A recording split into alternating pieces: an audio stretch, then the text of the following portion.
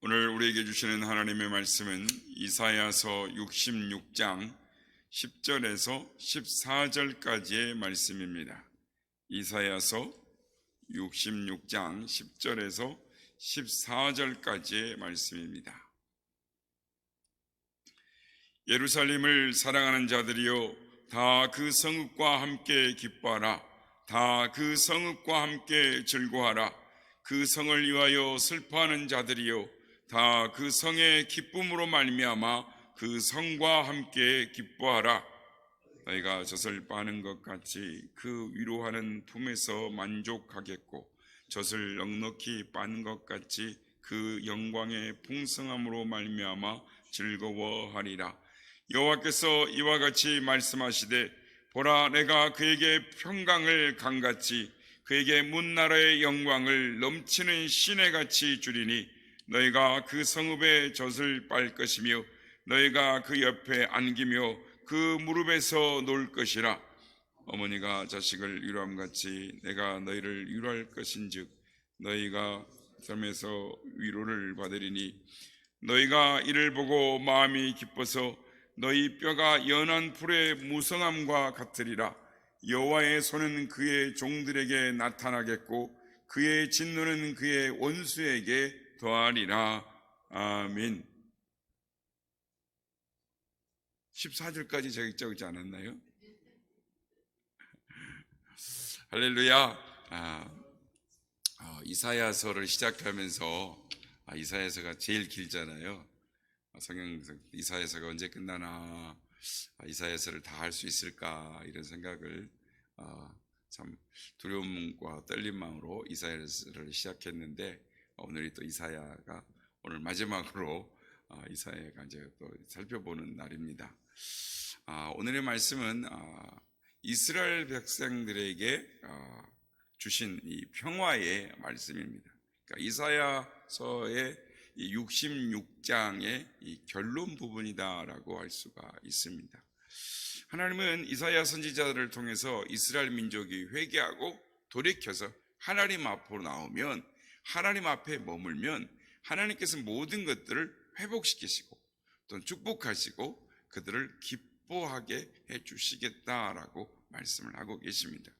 그리고 이스라엘 민족의 이 진정한 구원과 평화는 메시아 예수 그리스도에 의해서 이룩될 것이다 라고 말씀을 하고 있습니다. 이사야 선지자는 하나님께 부름을 받아서 예언을 하고 하나님의 말씀을 증거하는 삶을 한 40여 년 이상 이렇게 했습니다. 그런데 이 북이스라엘과 이 남왕국의 멸망의 임박을 보면서 이사야는 이 하나님의 말씀을 전하였습니다. 그래서 그가 주전 740년에서 681년까지 이렇게 역사에 등장을 하는데요. 681년에 이제 그가 740년, 그러니까 681년에 그가 세상을 이제 토백해 켜서 죽는 그런 성경에는 나오지 않습니다만은 민간에 이렇게 이스라엘 역사 속에 전해져 오는데, 어쨌든 이사야는 북이스라엘이 722년 아수르에 의해서 멸망당하는 것을 목격을 합니다. 그리고 남유다가 곧 이 남유다도 멸망에 임박했다라는 것을 느끼면서 이렇게 복음을 전했습니다. 그래서 이사야가 죽은 지 95년 후인 586년에 유다가 바벨론의 3차 공격을 통해서 결국은 이 4차 공격을 통해서 유다가 그냥 다 망합니다. 이거를 이사야 선지자가 예언을 하는 것이죠. 그럼에도 불구하고 이사야 선지자는 이스라엘 백성들이 바벨론으로 끌려가서 포로의 생활 70년이 끝나면, 긴 포로 생활이 끝나고 돌아올 것이다 라고 말을 합니다. 그래서 바벨론 생활에, 이 포로 생활에 지칠 대로 지친 유다 백성들, 이제는 절망하고 이제는 낙심해서 이제 완전히 포기하고 다 끝났다고 생각하는 유다 백성들에게 기쁜 소식을 예언을 하는 것입니다. 오늘 우리 말씀뿐만 아니라 우리가 계속 이 말씀을 보게 되는데, 이사야서 40장 1절 2절에 보면 무슨 장입니까? 위로장이라고 하는데, 너희 하나님이 이르시되 너희는 위로하라. 내 백성을 위로하라. 너희는 예루살렘의 마음에 닿도록 말하며 그것들에게 외치라. 그 노역의 때가 끝났고 그 죄악이 사함을 받았느니라. 그의 모든 죄로 말미암아 여호와의 손에서 벌을 배나 받았느니라 할지니라 하시니라 라고 말씀합니다. 그래서 위로하라. 곧 끝날 거다라고 말씀을 합니다. 또한 이사야 선지자는 더욱 분명하게 하나님이 너희들을 구속하실 것이다. 메시아가 오시면 구속하실 것이다. 하나님의 성령이 너에게 부어질 것이다 라고 말씀을 합니다. 이사야서 61장 1절에서 3절 말씀, 주 여호와의 영이 내게 내리셨으니 이는 여호와께서 내게 기름을 부으사 가난한 자에게 아름다운 소식을 전하게 하려 하심이라.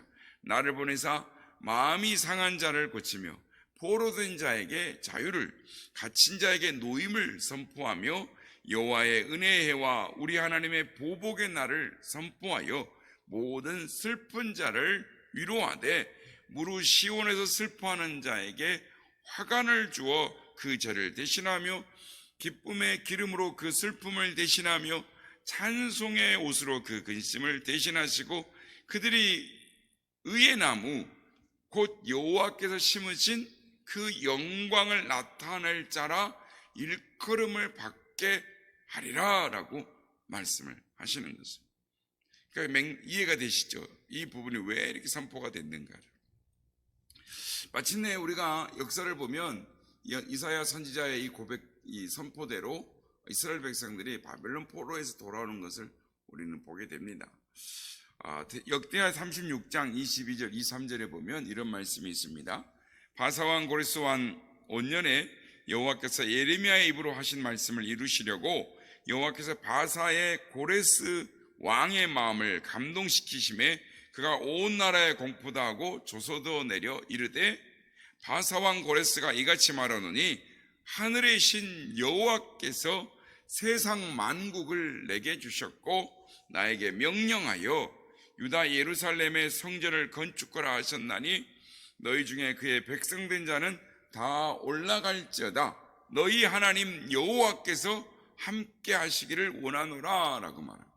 그러니까 이사야 선지자는 멀리서 이 모습을 바라보면서 예언을 합니다. 그리고 기뻐하라는 것입니다. 오늘 보면 10절 말씀입니다. 10절 말씀 우리 같이 한번 읽어보겠습니다. 시작. 예루살렘을 사랑하는 자들이여 다 그 성읍과 함께 기뻐하라. 다 그 성읍과 함께 즐거워하라. 그 성을 위하여 슬퍼하는 자들이여 다 그 성의 기쁨으로 말미암아 그 성과 함께 기뻐하라. 이사야 선지자는 기뻐하라 라고 합니다. 다 함께 그 성읍과 함께 다 기뻐하라 라고 하는, 즐거워하라 라고 합니다. 오늘 보면 10절 말씀을 공동 번역으로 되어 있는 것을 보면은 이렇게 말합니다. 예루살렘아 즐거워하여라.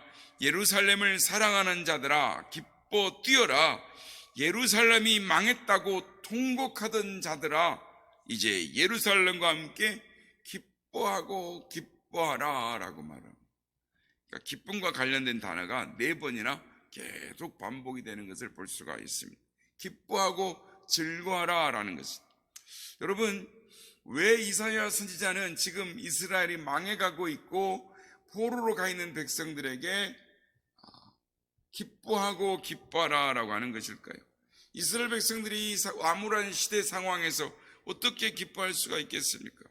왜 기뻐하라고 합니까? 그 이유가 무엇입니까? 이스라엘 백성들이 고국으로 돌아오는 것은 그들의 힘으로 되는 것이 아니라 하나님의 능력으로 되기 때문입니다. 우리가 앞에서 본 것처럼 고레스가 하나님의 말씀을 들어서 이렇게 선포하지 않습니까? 고레스가 조서를 내려서 말합니다. 하늘의 하나님 여호와께서 세상 만국을 내게 주셨고 내게 명령하여 유다 예루살렘의 성전을 건축하라 하셨나니 너희 중에 그의 백성된 자는 다 올라가라. 너희 하나님 여호와께서 함께 하시기를 원하노라. 그렇습니다. 우리의 능력으로 된 것이 아니라 하나님의 능력으로 되었기 때문입니다. 전능하신 하나님의 능력으로 모든 것이 회복되어지고 모든 것이 치유되고 모든 것이 채워지고 하나님의 영광으로 거듭나게 되기 때문입니다. 그래서 하나님 때문에 기뻐하라는 것입니다. 성도 여러분, 하나님께서는 오늘도 우리들을 향하여서도 기뻐하라라고 말씀하시는 것입니다. 항상 기뻐하고 감사하라라고 명령하시죠. 빌립보서 4장 4절에도 이렇게 권면합니다. 주 안에서 항상 기뻐하라. 내가 권하니 항상 기뻐하라라고 말씀합니다. 성경은 기뻐하고 감사하는 것, 그것이 하나님의 뜻이다라고 말씀합니다. 캘리포니아의 이 데이비스 대학교의 이 심리학과 교수인 로버트 에먼스 교수는 이 감사하고 기뻐하는 태도가 사람의 육체와 정신에 어떠한 영향력을 미치는가를 이 조사를 했습니다. 실험을 한 것이죠. 세 그룹으로 나눠서 A그룹은 기분 나쁜 일에 집중을 하라 그랬고, B그룹은 기쁘고 감사하는 일에 집중하라, C그룹은 일상적인 일에 집중하라 라고 하고 일주일 동안 그 일에 집중하라고 하면서 실험을 했습니다. 그랬더니 B그룹이 가장 행복하고 기쁨을 느꼈다라는 것입니다. 두통이나 심지어 감기를 앓은 사람도 없었다라는 것입니다. 그래서 이 결과를 가지고 1년 동안 이 실험을 해봤습니다. 그랬더니 기뻐하는 사람들의 삶의 이 심층 연구 분석이 나왔는데 보고서가 이렇게 되어 있습니다. 삶에 대해서 더 행복하게 느낀다, 낙천적인 성격으로 변했다, 열정적으로 활동하게 되었다, 결단력이 강해졌다, 힘든 일을 처리하는 데 자신감이 생겼다, 숙면을 취하게 되었고 눈에 띄게 건강해졌다, 인생의 목표를 수립했으며 그것을 이루게 노력해 가게 됐다, 다른 사람에게 대해 관대해지게 되고 시기 원망하는 마음이 사라졌다, 보다 창조적인 시각으로 상황을 바라보게 되었다, 어려운 상황에서도 더욱 탄력적으로 대처하게 되었다, 스트레스에 강해졌다, 가족관계가 더 돈독해졌다, 신앙심이 깊어졌다, 이런 결과들이 나오게 되었다라는.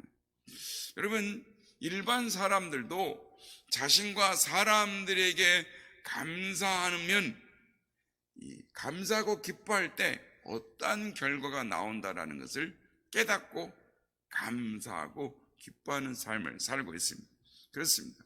기뻐하고 감사할 때 놀라운 변화, 하나님의 기적의 역사가 우리에게 나타나는 줄 믿습니다.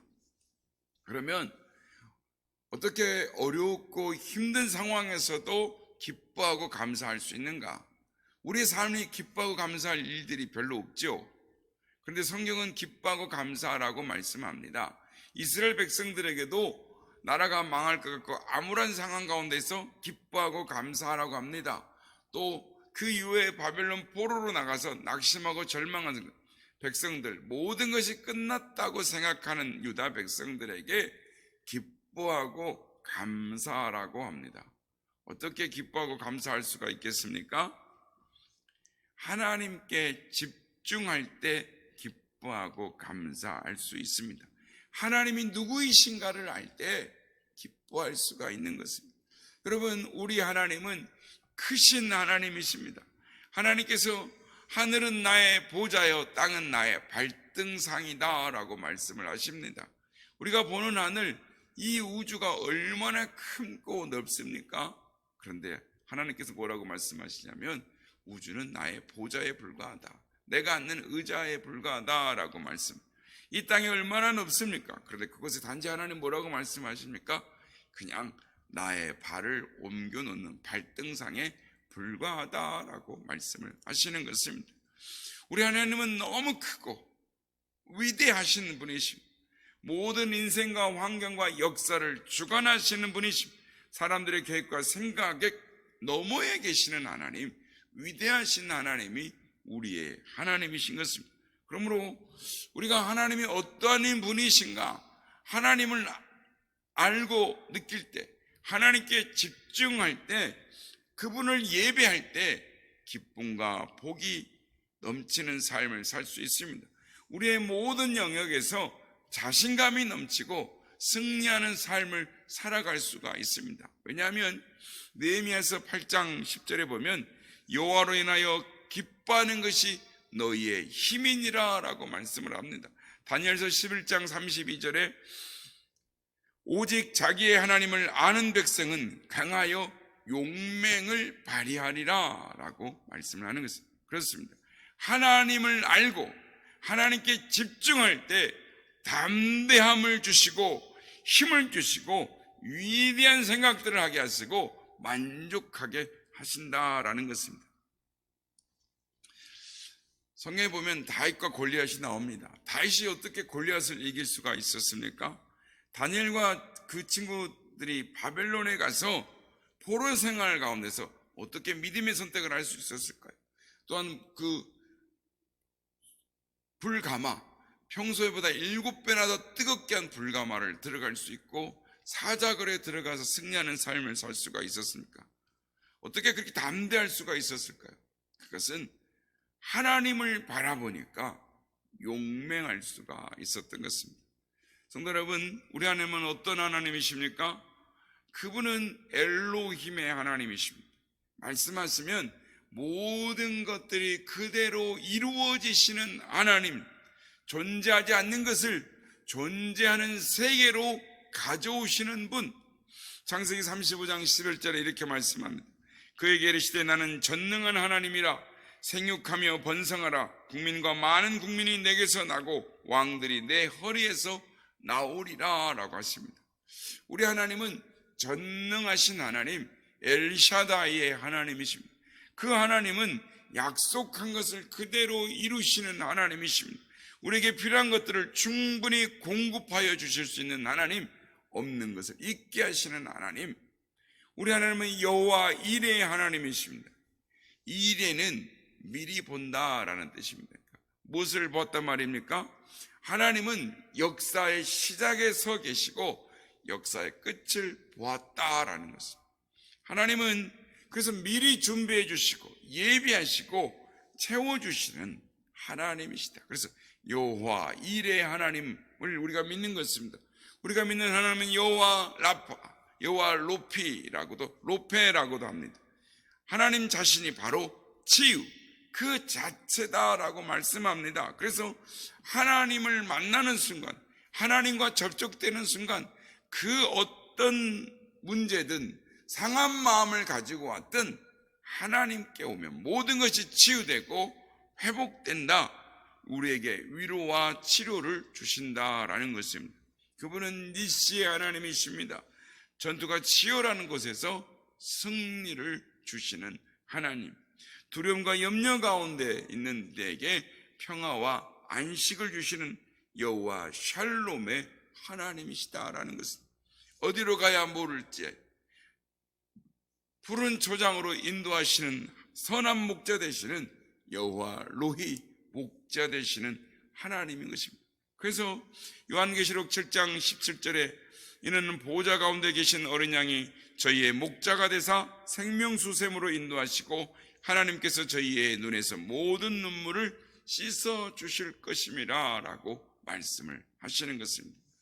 여러분, 우리는 우리 하나님이 누구이신가 알아야 하는 것입니다. 기억해야 하는 것입니다.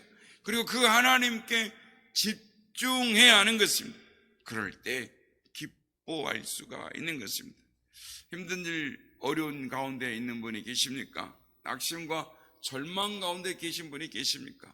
그럴 때 우리 하나님을 바라보시길 바랍니다. 우리 하나님께 집중해 보시기 바랍니다. 우리 하나님을 바라볼 때 우리의 모든 것을 책임지시고 우리를 인도하시고 우리에게 승리와 기쁨과 영광을 주시는 그 하나님을 바라볼 때 오늘도 우리는 기뻐할 수 있습니다. 감사할 수 있습니다. 그러면 오늘도 그 하나님께 집중함으로 말미암아 기뻐하며 감사의 찬송을 올려드리는 우리 모두가 다 되시기를 예수님의 이름으로 축복합니다.